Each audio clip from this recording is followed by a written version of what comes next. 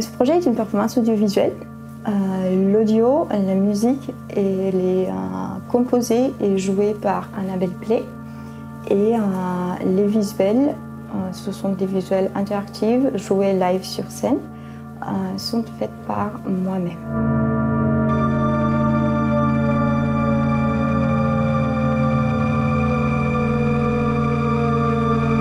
Ce que nous allons voir, c'est un extrait de Cradis. Ce n'est pas la performance en entière. Je vais jouer les visuels en live. Par contre, il y aura une bande qui va m'accompagner. Malheureusement, Annabelle, elle est en ce moment au Festival Sonica à Glasgow et elle ne pouvait pas s'absenter. Elle sera présente ensuite en visio et elle pourra nous répondre à des questions. Elle pourra se présenter d'abord. On espère pouvoir récupérer un peu de sa présence à travers la visio. Le projet a démarré en 2019 quand nous avons répondu à un appel à projet pour la Biennale Chronique à Marseille. Nous avons été sélectionnés et on suivi quelques mois, plutôt un an, de travail sur le projet, dont 2 mois au GMEM à Marseille. Nous avons eu le soutien de la Biennale Chronique et la première performance a été jouée pendant la Biennale en janvier 2021. Bonjour. Hi. Annabelle est une musicienne qui fait de la musique noise essentiellement. Elle travaille également avec d'autres types de compositions.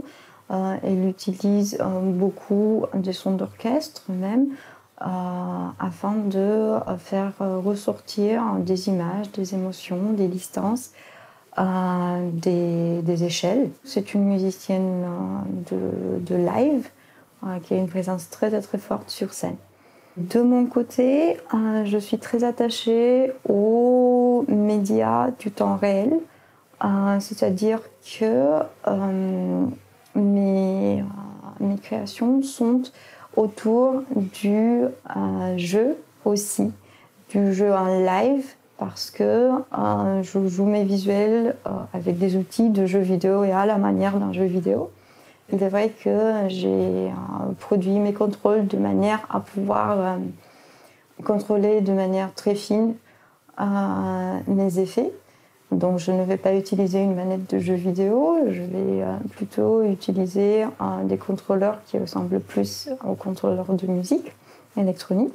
Dans le visuel, j'aime bien utiliser aussi le dessin à la main, le dessin sur iPad. Je colorise mes textures moi-même, je modélise avec des outils de sculpture en 3D. Donc j'aime bien que le geste de la main soit présent dans les images que je produis.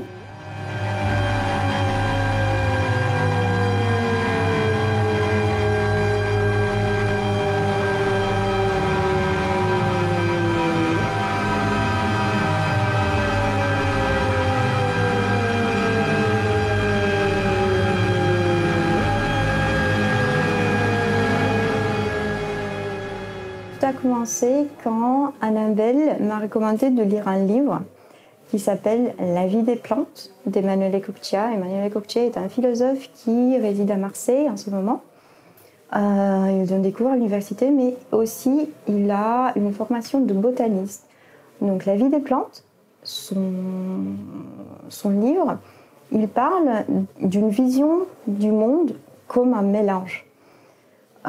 Comme un mélange de toutes les choses vivantes qui existent, qui occupent la même place, qui sont complètement mélangées, hybridées, mais en même temps, elles gardent leur individualité, leurs attributs propres, leur personnalité, tout ce qui les définissent en tant qu'individus.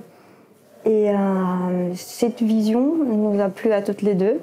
Nous avons envie de partager des univers intérieurs qui sont à la limite entre abstrait et figuratif, entre rationnel, irrationnel, parfois même philosophie et nature, entre ego et environnement.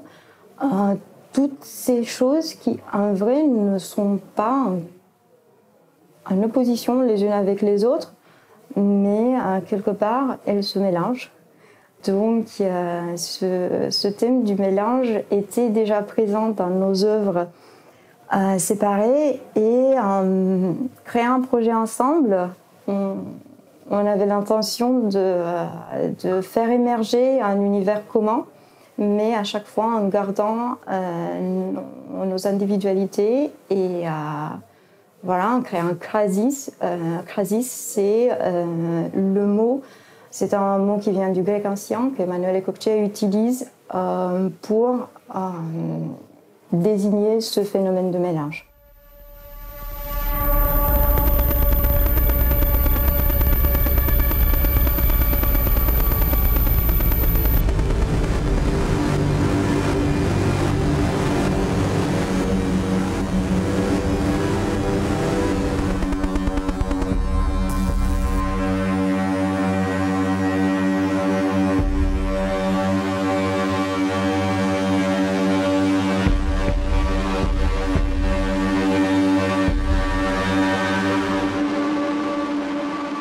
Cette thématique quasi sidérale m'a poussée à travailler sur des contrastes très très forts, entre des contrastes dynamiques mais aussi des contrastes de timbre.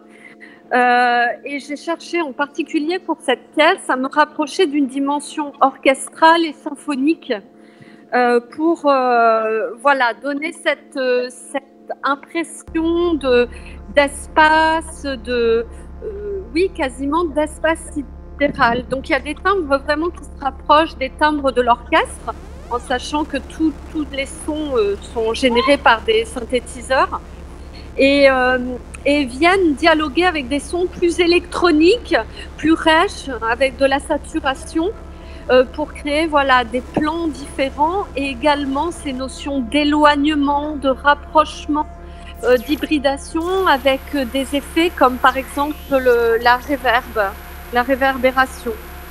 Voilà. C'est une performance qui est très physique. La musique et les basses sont extrêmement puissantes, donc on aimerait déjà faire en sorte que cette expérience soit vécue aussi avec le corps, et également avec l'imaginaire, l'esprit de questionnement.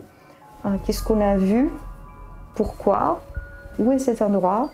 En fait, on aimerait que le public accueille cet univers et l'interroge.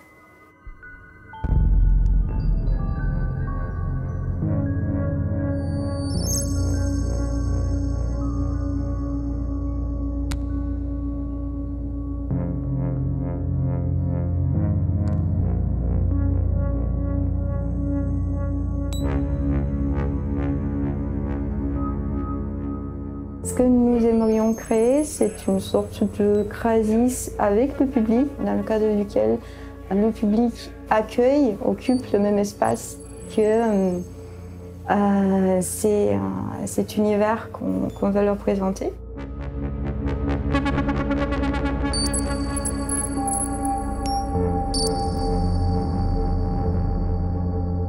Nous sommes ravis d'être là, devant vous.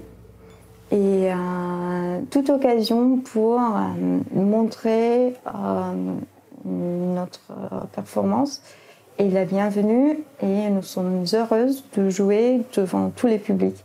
Nous avons quelques dates en perspective. Nous sommes invités en Espagne, à Madrid, à Barcelone, pour le Festival Mixture, pour aussi le festival Imagen en Colombie, à Manizales, et nous serions intéressés de trouver peut-être des dates autour de l'Amérique du Sud afin de pouvoir constituer une tournée. Mais nous sommes toujours heureuses de montrer Krasis partout.